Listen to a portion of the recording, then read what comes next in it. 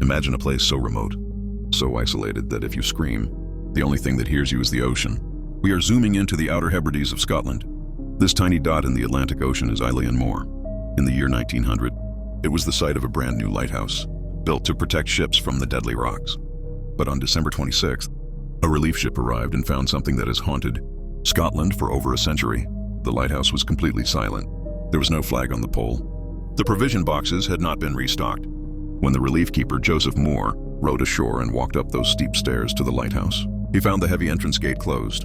He opened the door and shouted for his colleagues, Thomas, James, and Donald. But only the sound of the wind answered him. Inside the kitchen, the scene was freezing and unsettling.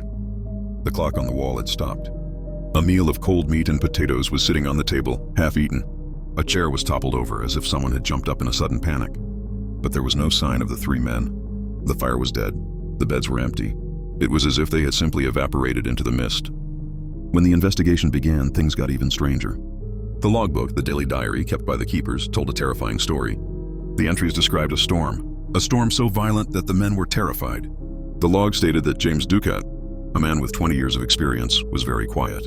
It said that Donald MacArthur, a tough old sailor known for his bravery, was crying. The final entry was written on December 15th.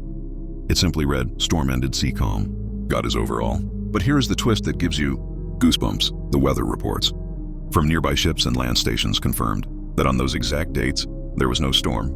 The sky was clear. The sea was calm.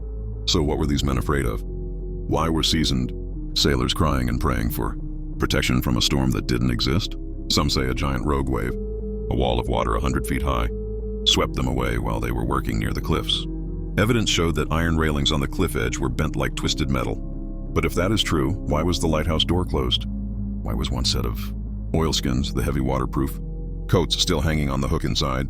That means one of them went out into this imaginary storm without his protective gear.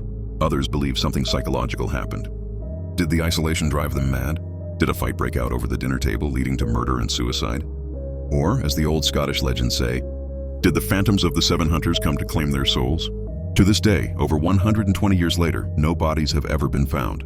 The lighthouse still stands there, flashing its warning light across the dark water. But the mystery of what happened to Thomas, James, and Donald remains locked inside those cold stone walls forever.